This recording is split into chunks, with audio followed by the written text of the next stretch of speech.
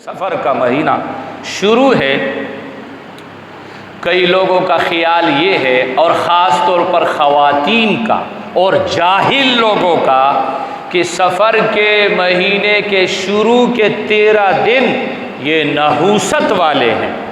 اس میں شادی بیاہ نہیں کرنا چاہیے، نکاح نہیں کرنے چاہیے، منگنی نہیں کرنی چاہیے، سفر نہیں اختیار کرنا چاہیے.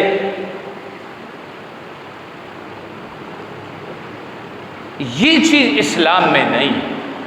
یہ تو زمانہ جاہلیت کے لوگ اور مشرکین کا یہ عقیدہ تھا کہ سفر کے 13 تاریخ بہت خطرناک ہے، 13 تاریخ تک. چنانچہ وہ اس میں نکاح، شادی بیاہ، سفر اختیار نہیں کیا کرتے تھے اور ان دنوں کو منحوس سمجھتے تھے. پیارے آقا مدنی صلی اللہ علیہ وسلم نے ان کی اس رسم، اس بدعت اور اس غلط عقیدے کی تردید کرتے ہوئے ارشاد فرمایا: لا عدوى ولا طیرہ ولا حامہ ولا سفر. آپ صلی اللہ علیہ وسلم نے ارشاد فرمایا کہ بھائی لا عدوى، ایک تو بیماری متعدی نہیں ہوتی. یہ کورونا کی وجہ سے بڑا مسئلہ ہو گیا اور لوگوں کا ایک پکا عقیدہ بن گیا کہ بیماری متعدی ہوتی ہے اور 100% متعدی ہوتی ہے. یہ بات بھی غلط ہے، یہ بات بھی غلط ہے. ٹھیک ہے، بیماری اگر متعدی ہوتی ہے اور ڈاکٹر، اطباء، حکیم کہتے بھی ہیں ہوتی ہے، لیکن بالذات نہیں ہوتی ہے. بیماری اپنی ذات کے اعتبار سے متعدی نہیں ہوتی ہے، مؤثر بالذات نہیں ہے. اللہ تعالیٰ اگر چاہے اس بیماری کو متعدی کر دے تو ہو جاتی ہے. اللہ اس کے اندر متعدی ہونے کی خاصیت کو ختم کر دے تو نہیں ہوتی. یہ اللہ نے خاصیت رکھی. اس کی ٹھیک ایسی مثال ہے، ایک آدمی بیمار ہے، اس کو ڈاکٹر نے دوا دی. اب وہ دوا کے اندر اثر ڈالنے والا کون ہے؟ اللہ ہے. ڈاکٹر کہتے ہیں کہ بہت مؤثر دوا ہے، بہت عمدہ دوا ہے، بہترین دوا ہے. لیکن سوال یہ ہے، اگر اللہ تعالیٰ نے اس دوا کے اندر اثر ڈالا تو وہ دوا شفا یابی کا ذریعہ بنائے. لیکن ذریعہ بنانے والا کون ہے؟ اللہ تعالیٰ کی ذات ہے. اس دوا میں، اس گولی میں، اس انجیکشن میں ذاتی کوئی تاثیر نہیں ہے. بیماری کورونا ہو یا کوئی اور بیماری ہو، جذام کی بیماری ہو یا دوسری، فرمایا وہ مؤثر بالذات نہیں ہے. لیکن اللہ تبارک و تعالیٰ نے یہ خاصیت پیدا کی کہ ایک دوسرے کے ساتھ جب اختلاط ہو تو اس کے اندر اللہ تاثیر پیدا کر دیتا ہے، تو پھر وہ بیماری دوسرے کو منتقل ہو جاتی ہے. اگر اللہ تعالیٰ اس کے اندر وہ تاثیر اور منتقل ہونے کا، متعدی ہونے کا اثر نہ ڈالے، منتقل بھی نہیں ہوگی. تو اس معاملے کو اتنا بھی نہیں لینا چاہیے کہ لوگوں نے سمجھا کہ مؤثر بالذات ہو کر یہ بیماری متعدی ہوتی ہے. چنانچہ حدیث میں یہی فرما رہا ہے، لا عدوى، کی بیماری کو متعدی اس طرح سے نہ سمجھو کہ اس کی ذات کے اندر تاثیر ہے. ہاں، اگر اللہ چاہے اس بیماری کو متعدی کرنا تو ایک سبب کے درجے میں اللہ نے بنایا ہے. اللہ اس کے اندر اثر ڈالے گا، اس کے متعدی کرنے کا اثر ڈالے گا تو متعدی ہوگی، ورنہ نہیں ہوگی. لا عدوى تو ذہن صاف کر دیا. اور جس طرح ہمارے لوگوں کا بہت زیادہ وہ توہم پیدا ہوا اور وہم پیدا ہوا اور لوگ نفسیاتی ہو گئے پچھلے مہینوں بھی اور ابھی بھی، تو فرمایا ایسے بھی کوئی بات نہیں ہے. لا عدوى، بیماری بذات خود مؤثر بالذات نہیں ہے. اللہ چاہیں تو متعدی ہو سکتی. اور ایک صحابی نے کہا، یا رسول اللہ، میرے اونٹ کو خارش ہو گئی. کس وجہ سے؟ کیونکہ دوسرے خارشی اونٹ کی وجہ سے وہ اس کے قریب میں آیا، اس کی وجہ سے میری اونٹ کو خارش لگ گئی. پیارے نبی صلی اللہ علیہ وسلم نے فرمایا، من اجرب الاول، اس پہلے اونٹ کو کس نے خارشی بنایا؟ یعنی تم تو یہ کہتے ہو کہ میرا اونٹ اس اونٹ کی وجہ سے خارشی بن گیا جس کو خارش کی بیماری لگ گئی تھی. تو سوال یہ ہے کہ پہلی مرتبہ فرسٹ ٹائم اس اونٹ کو جو خارش لگ گئی تھی، کہاں سے لگ گئی؟ اللہ تعالیٰ نے بذات براہ راست اس کے اندر خارش کی بیماری پیدا فرما دی تھی۔ اگر اللہ چاہے تمہارے اس اونٹ کے اندر بیماری پیدا دے بذات اور براہ راست، تو وہی اللہ کر سکتا ہے، ضروری نہیں ہے کہ اس اونٹ سے یہ بیماری لگ گئی ہو۔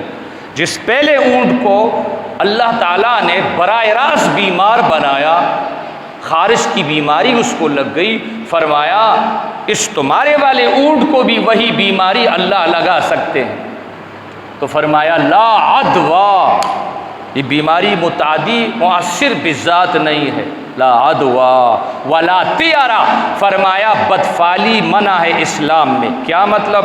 آپ سفر پہ جا رہے ہیں، سامنے کوئی عورت آئی، فوراً واپس آیا گھر، او بھائی سامنے عورت آئی ہے، یہ تو نحوست والا سفر ہے، میں سفر پہ نہیں جاؤں گا۔ سامنے سے بلی آئی، ہاں اب سفر پہ نہیں جانا، حیدرآباد ملتان لاہور جانا تھا، نہیں جانا ہے، کیوں؟ سامنے سے بلی آئی ہے، واپس ہو گیا۔ اچھا، یا پھر ایسا بھی ہے کہ سامنے جی کوا آیا، بھائی کوے تو بہت زیادہ ہے، کوا آیا بس جی واپس ہو جاؤ، سفر پہ نہیں جانا، یہ منحوس سفر ہے۔ بلکہ ایک کتاب میں تو یہ لکھا ہے نظام الاحتساب میں کہ اگر کوئی سفر پہ جا رہا ہے اور دیکھا کہ سامنے سے کالا کوا آ رہا ہے یا درخت پہ بیٹھا ہے اور اس کی وجہ سے وہ سفر سے واپس آ گیا کہ یہ سفر منحوس ہے، تو بزرگوں نے فرمایا کہ کفر کا خطرہ، کفر کا خطرہ۔ بھائی اس میں کوئی نحوست نہیں ہے، نحوست کسی وقت میں نہیں، کسی شے میں نہیں، کسی زمانے میں نہیں، نحوست ہمارے برے اعمال میں ہے، نحوست شرک میں ہے، کفر میں ہے، گناہوں میں ہے، حرام میں نحوست ہے، بے نمازی ہونا نحوست ہے، اللہ تعالیٰ کی نافرمانیاں ساری کی ساری نحوست ہے۔ نحوست کا تعلق ہمارے اعمال، برے اعمال سے ہے۔ کوئی زمانہ، کوئی وقت، کوئی مہینہ محرم کا، سفر کا منحوس نہیں ہے۔ اور یہ حدیث میں پیارے نبی صلی اللہ علیہ وسلم نے 3 مرتبہ فرمایا بدفعلی سے بچو، بدفعلی سے بچو، بدفعلی سے بچو۔ کتنی بدفعلیاں ہمارے گھروں میں اور رائج ہے، اور لوگ جو ہے نا وہ بدفعلیاں پکڑتے ہیں، فرمایا منع ہے۔ اصل بدفعلی اور نحوست جو ہے وہ برے اعمال ہے، برے اعمال۔ ولا طیرہ ولا حامہ، الو کے بارے میں لوگوں کا عقیدہ تھا کہ الو جہاں بیٹھتا ہے وہاں نحوست ہے، اور الو جس جگہ ہوتا ہے نحوست ہے، فرمایا ایسی کوئی بات نہیں ہے، ولا حامہ۔ اور آخر میں فرمایا ولا سفر، اس مہینے کے بارے میں کھول کے فرمایا کہ سفر کے بارے میں کوئی نحوست نہیں ہے۔ مشرکین کا عقیدہ تھا، عصر جاہلیت والوں کا یہ عقیدہ تھا کہ سفر کا مہینہ شروع ہو جائے 13 تاریخ تک یہ مہینہ بڑا منحوس ہوتا ہے، اس میں نکاح منع ہے، منگنی منع ہے، سفر منع ہے، دوسرے کام منع ہے، لوگوں کی مارکیٹیں بند ہو جاتی ہے، سودا سلف نہیں لیتے ہیں، کھانا پینا بند کر دیتے ہیں۔ یہ تو دور جاہلیت کا طریقہ ہے، مسلمانوں کو تو اس سے دور بھاگنا چاہیے۔ مسلمان کو چاہیے کہ دور جاہلیت کی ایک ایک رسم کو لے کر اس کو مٹا دے، ختم کر دے۔ بھلا سفر، فرمایا کوئی سفر کی نحوست والی بات نہیں ہے۔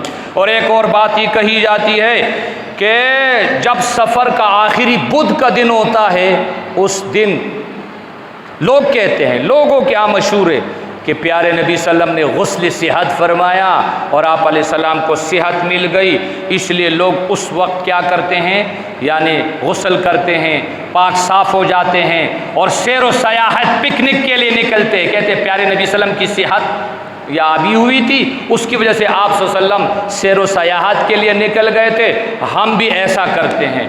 یاد رکھیے ایسی کوئی بات نہیں ہے، یہ لوگوں میں مشہور ہے، یہ جاہلیت والی بات ہے۔